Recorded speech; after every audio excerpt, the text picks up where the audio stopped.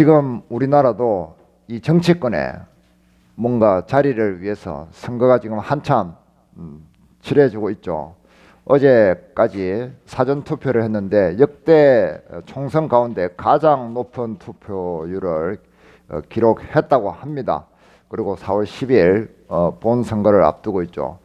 그런데 이 언론의 보도와는 달리 이 사람들의 마음은 투표하면서도 굉장히 불편한 심경인 것 같습니다. 저희 이 가게에도 손님들이 오시면 이구동성으로 하시는 말씀이 뭐냐면, 아이 꼴 보기 싫다, 정치인들 이놈도 싫고 저놈도 싫고 다 싫다, 막 이렇게 말씀들을 하시는 거예요. 그 왜 그러세요? 그러니까 다 인신공격에 너무 치우쳐져 있다는 거예요. 이 기사가 어제 나왔잖아요. 4월 6일 국민의힘 민주당 다 싫고 심판론도 지겹다, 2030에 이렇게 심층 인터뷰를 했는데 16명이 이렇게 대답을 한 겁니다. 왜냐하면 정책적인 그런 경쟁보다는 인신공격에 너무 치우쳐져 있고 이 흑백 선전 이런 것들이 너무 난무하기 때문에 그렇다는 거죠. 서로 헐뜯는데 너무 집중되어 있기 때문에 그렇다는 거죠. 어떤 사람은 싸우는 존재라고 말을 합니다. 그러나 다른 사람을 구원하고 목숨을 구하는 그런 일도 있는 것입니다. 오늘 성경의 본문도 사울이 길르앗 야베스 사람들을 구원하는 그런 이야기입니다. 이 이야기 속에는 그런데 남을 헐뜯는 이야기, 그런 것도 들어 있습니다. 그리고 남을 구하는 이야기도 들어 있죠. 자, 본문을 먼저 살펴볼 텐데요. 11장 1절에 보면은 암몬 사람 나하스가 올라와서 길르앗 야베스에 맞서 진침해. 이 암몬 사람 나하스가 길르앗 야베스에 와서 진을 쳤단 말이며, 진을 친 게 무슨 말이에요? 쳐들어왔다는 말이죠. 이게 이 지도를 보시면 갈릴리 호수가 여기 있죠. 이 갈릴리 호수로부터 쭉 내려오는 게 뭡니까? 이 사해까지 흐르는 요단강이죠, 그죠? 요단강을 두고 오른쪽에 세 지파가 있단 말이에요. 므낫세, 그 다음에 갓 지파, 르우벤 지파가 자리를 잡고 있어. 여기 암몬이 있죠, 그죠? 이 암몬은 소돔과 고모라 성 멸망 후에 롯이 두 딸과 도망쳐서 롯과 둘째 딸이 관계를 맺어서 낳은 족속이 이 암몬 족속입니다. 이 죄로 인해서 죄의 결과물로 거룩한 자손이 아닌 좀 부정한 자손들의 집단이라고 할 수 있죠. 이게 이스라엘 옆에 살면서 쳐들어오는 거예요. 길르앗 야베스 여기 있죠. 쳐들어옵니다. 근데 이 암몬이 왜 이 길르앗 야베스를 쳐들어왔는지에 대한 배경 내용을 좀 알아야 됩니다. 이 길르앗 야베스 사람들이 이스라엘 사람들로부터 소외받는 뭔가 약점이 있는 그런 부실한 전력을 가지고 있는 동네이기 때문에 그렇습니다. 이 길르앗 야베스라고 있는데 여기 길르앗 라못이 여기 있고요. 이 길르앗이라는 지방은 사실 조그마한 동네가 아닙니다. 이 므낫세 지파와 갓 지파를 이렇게 걸치고 있는 아주 큰 지방이에요, 사실은. 근데 이게서 왜 무슨 일이 있었냐면은 사사기 19장부터 21장까지의 무려 3장에 걸쳐서 사사기를 마무리하는 그런 이야기인데요. 이 레위 사람이 있어요. 레위 사람이 자기 첩이 있어요. 이 사람이 첩이 있는데 이 첩이 다른 사람과 눈 맞아서 도망을 간 거예요. 그래서 이 레위 사람이 이 첩을 찾으러 가가지고 찾아서 돌아옵니다. 돌아오는 길에 이 기브아 베냐민 지방에서 이 첩이 강간을 당하고 폭행을 당해갖고 죽는 일이 발생합니다. 그래서 이 레위 사람이 이럴 수 있냐 같은 동족끼리 이래가지고 자기의 첩에 몸을 쪼개가지고 12지파에 나눠 보내줘. 그래가지고 모든 지파들이 이 베냐민을 상대로 전쟁을 일으키는 거예요. 그래서 이 베냐민을 제외한 11개 지파에 징집령이 내립니다. 소개령이 내리는데 길르앗 사람들은 안 가요, 이때. 그래서 아무튼 그때 베냐민과 11지파가 싸워서 베냐민이 완전히 멸절을 당하죠. 그래서 이 멸절을 당하고 베냐민들에게는 절대 우리가 그 딸들을 주지 말아서 씨를 말리자, 이렇게 결정을 해버리는 거예요. 그렇게 결정을 하고 나니까 아차 싶은 거예요. 이거 어떡하지? 그래서 이 꾀를 내다가 어떻게 하느냐면은 그때 우리 징집용을 했을 때 안 온 데가 어디야? 그 찾아보니까 길앗 사람들이에요. 그래서 이 사람들에게 쳐들어가가지고 또 쳐들어가가지고 군사를 가지고 쳐들어가가지고 남자들 다 죽여버리고 처녀들만 400명을 데리고 와서 이 베냐민 사람들을 종족을 보존을 시키는 그런 일을 하게 됩니다.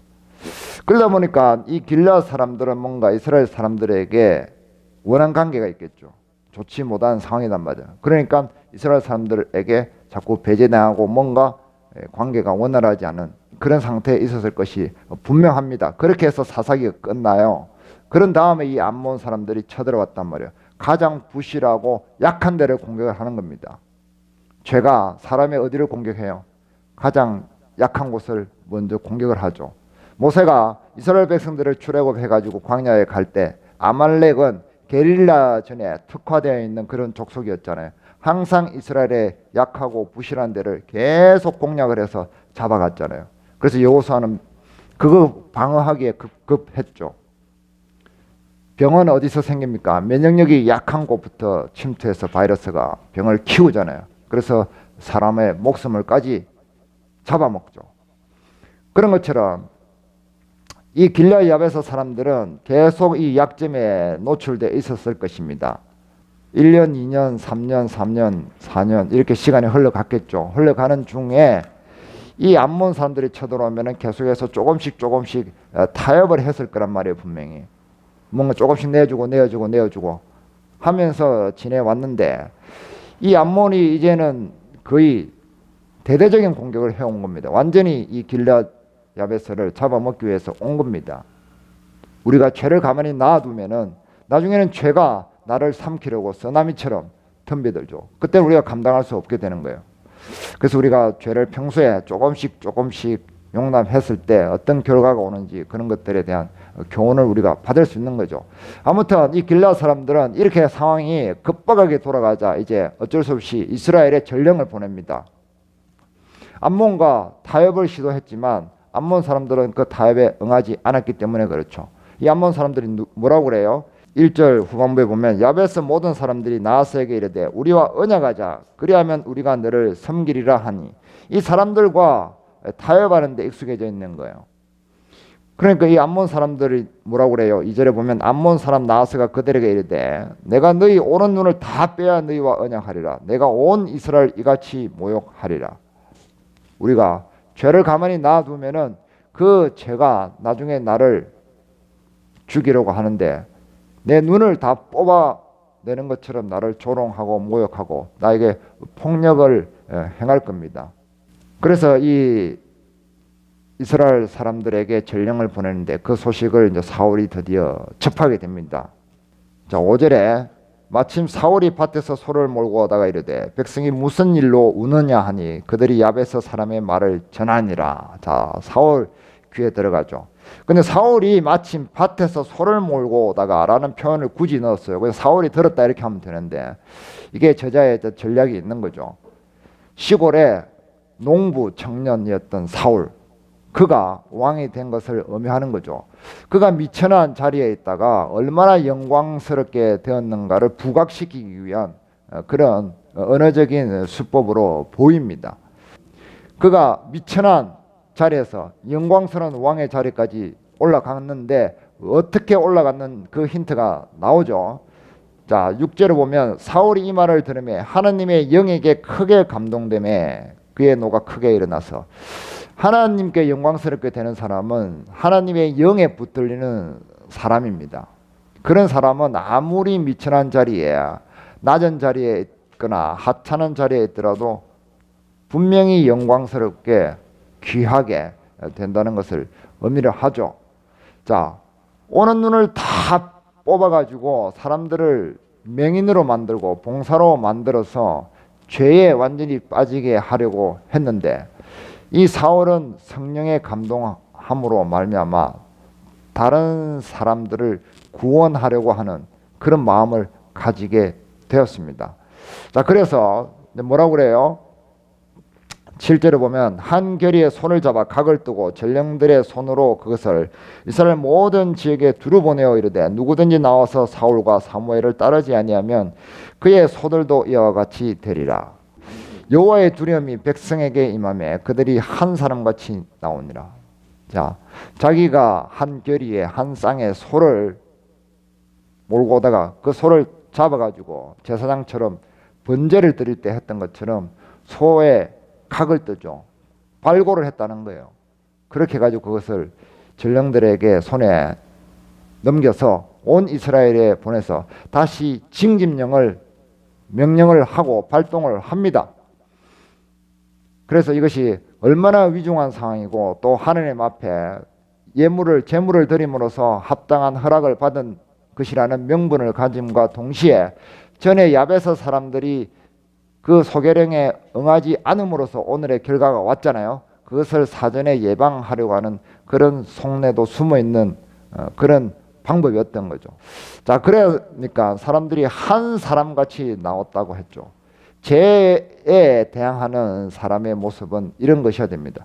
뿔뿔이 우리가 흩어져 있으면은 우리의 마음이 산만할 때 어때요?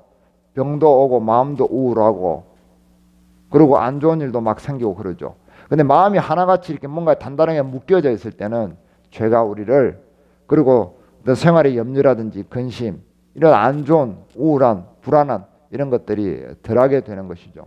그래서 이 한 사람같이 나왔다는 이것이 아주 중요한 단어적 의미를 가지고 있다고 생각을 합니다. 이런 상태에서는 전투에 질래야 질 수가 없겠죠. 이튿날 사울이 백성을 3대로 나누고 새벽에 직진 한가운데로 들어가서 날이 더울 때까지 암몬 사람들을 치매 남은 자가 다 흩어져서 둘도 함께 한 자가 없더라. 둘도 함께 한 자가 없더라. 왜 이런 표현을 썼을까요? 수십만 대군이 몰려왔는데 전부 도망가기에 바빴는데 다 살육을 당하고 도망을 가는데 자기 옆에 같이 도망가는 사람도 없을 정도로 패전을 했단 말이에요. 완전히 전멸을 당한 겁니다. 하나님이 죄를 심판하시는 모습을 극명하게 잘 보여주는 상황입니다. 죄에 대한 하나님의 심판은 완전한 고립과 하나님으로부터 영원한 분리입니다. 빛으로부터 완전한 분리, 고립. 그것이 하나님의 철저한 죄에 대한 심판론입니다. 사람들은 혼자 있으면 조용하고 좋겠네. 절대 그렇지 않습니다. 자, 이렇게 우리가 상상을 해볼 수 있죠. 몸이 아프고 배가 고픕니다. 그런데 혼자입니다. 먹을 것이 없습니다. 누가 나에게 지어줄 약도 없고 누가 나에게 간호해줄 사람도 없습니다. 동물도 없습니다. 고양이도 없습니다. 개도 없습니다. 반려동물 전혀 없습니다. 그리고 돌멩이도 없습니다. 식물도 없습니다. 나무도 없습니다. 아무것도 없는 암흑천지 가운데 나 혼자 고립되어 있는 겁니다. 그런 상황을 완전한 하나님으로부터의 분리, 고립, 그것이 하나님의 죄에 대한 심판이죠. 죄는 까만색을 가지고 있습니다. 아까 암몬 사람들의 눈을 뺀다고 했죠. 눈을 빼서 사람들을 어둠으로 몰고 가는 겁니다. 그래서 우리가 사탄 영화 같은 거 보면은 그 사탄 얼굴을 하고 있는 사람들의 눈을 보면 어때요? 눈이 까만색밖에 없잖아요. 그 눈을 까만색을 가지고 있는 사람들이 죄에 완전히 물들어 있는 사람들이라는 거예요. 그렇기 때문에 그 사람들은 다른 사람들의 마음을 볼 수 있는 눈을 가지지 못했습니다. 원래 죄라는 것은 무엇입니까? 원래 죄라는 것은 자기 안으로 굽어진 것을 이야기해요. 자기 안으로 굽어져서 자기만 바라보는 거죠. 자기의 욕심만 바라보는 겁니다. 그래서 까만색인 겁니다. 그 자기의 욕심 가운데 자기가 완전히 고립되어 버리는 상태, 그것이 하나님께서 사람을 상실한 마음대로 내어버려 두신다는 로마서 1장의 그 말씀처럼 완전한 고립을 이야기하는 거예요. 완전한 분리, 빛이 전혀 없습니다. 혼자 있어 보십시오. 혼자서 조용하고 좋겠네라고 말하는 사람도 순 거짓말입니다. 자기의 마음을 숨기기 위한 하나의 허풍일 뿐이죠. 자, 나이 들어 보십시오. 젊었을 때는 그래도 괜찮습니다. 나이 들어서 시간 많고 혼자 있는 사람들이 뭐예요? 전화를 얼마나 많이 하는지 보면 압니다. 수다를 얼마나 많이 뜨는지 보면 압니다. 그 사람들은 사람들이 그리워 죽습니다. 겉으로는 조용하게 사니까 세상 좋다라고 이야기하죠. 그러나 하나님으로부터 멀어져서 혼자 있는 사람들은 절대 혼자서 행복할 수 없고 고통 속에 있는 것이 분명합니다. 아무튼 이렇게 사울은 성령이 충만한 상태에서 백성들을 소집해서 이 암몬 사람들을 완전히 진멸시켜 버립니다. 그럼으로써 자기가 여태까지는 기름 부음을 받고 사람들 앞에 제비 뽑기를 통해서 투명하게 왕으로서 인정은 받았지만 능력은 검증을 받지 못했죠. 이제 그 능력을 검증받게 된 것입니다. 실질적으로 즉위식하기 전에 이 공을 쌓게 됨으로써 자기 스스로 명분을 가질 수 있게 된 것입니다. 그리고 첫 번째 이 국정 처리건이었던 것이죠. 그것을 잘 처리함으로써 사울은 화려하게 즉위식을 하게 되는 명분을 스스로 가지게 됩니다. 물론 하나님의 그 이면에서는 구원하심에 일하심이 있었죠. 아무튼 이 길라 야베스 사람들은 이 레이 첩의 사건으로 얽혀가지고 이스라엘과 이 어정쩡한 관계에 있었는데 사울이 그들을 구원함으로써 그들의 안 좋은 관계도 회복을 시키고 치유하는 그런 일들을 하게 되는 겁니다. 사람은 싸우는 존재이기도 하지만 누군가를 구원하는 그런 존재이기도 한다는 거죠. 왜냐하면 하나님의 그 구원하심과 일하심의 능력 때문에 그렇다는 겁니다. 아무튼 이 이야기는 이렇게 해피 엔딩으로 끝납니다. 그러나 이 이야기의 클라이막스는 바로 이 에필로그에 있습니다. 자, 12절, 13절을 같이 읽겠습니다. 백성이 사무엘에게 이르되 사울이 어찌 우리를 다스리겠느냐 한 자가 누구니까 그들을 이끌어내소서 우리가 죽이겠나이다. 사울이 이르되 이날에는 사람을 죽이지 못하리니 여호와께서 오늘 이스라엘 중에 구원을 베푸심이니라. 자, 이게 무슨 얘기인지 알고 있죠. 10장 27절 보십시오. 10장 27절 다 같이 읽습니다. 어떤 불량배는 이르되 이 사람이 어떻게 우리를 구원하겠느냐 하고 멸시하며 예물을 바치지 아니하였으나 그는 잠잠하였더라. 자, 백성 앞에 이 사울을 왕으로 세우니까 이렇게 이야기하는 사람들도 있었다는 거죠. 암몬과의 전투에서 사울이 당당하게 자기 능력을 보여주니까 완장 자기 좋아하는 사람들 있잖아요. 그런 사람들이 그걸 퍼뜩 기억을 소환한 겁니다. 아, 저 사람들 말이야, 사울이 이렇게 능력이 있는데 조롱했잖아. 저 사람 죽이자라고 아부를 하려고 했던 거죠. 참 사람 사는 세상은 다 똑같습니다. 그러니까 사울이 뭐라고 그래요? 자, 오늘은 하나님의 구원이 있는 날이다. 사람을 죽이지 마라 라고 얘기를 하죠. 가만 놔뒀으면 어떻게 했을까요? 그 앞잡이들이 죽였을까요? 안 죽였을까요? 분명히 죽였겠죠. 그러나 사울이 이 말 때문에 죽이지 못한 거죠.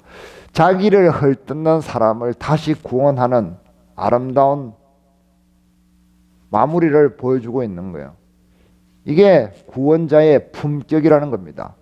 오늘의 제목, 하나님은 죄에 대해서는 아주 단호하게 처절하게 응정하시지만 허물이 있는 이 이스라엘 자기 백성들의 사람들의 눈물과 간구는 들으신다는 그 사랑과 자비를 보여주시는 것을 똑 닮았다 이겁니다. 이것이 구원의 품격입니다. 우리는 주변에서 나를 험담하거나 나에게 기분 나쁜 소리 하는 사람에게 우리는 미칠 듯이 못 견뎌 하죠. 파스칼이 이런 얘기를 했잖아요.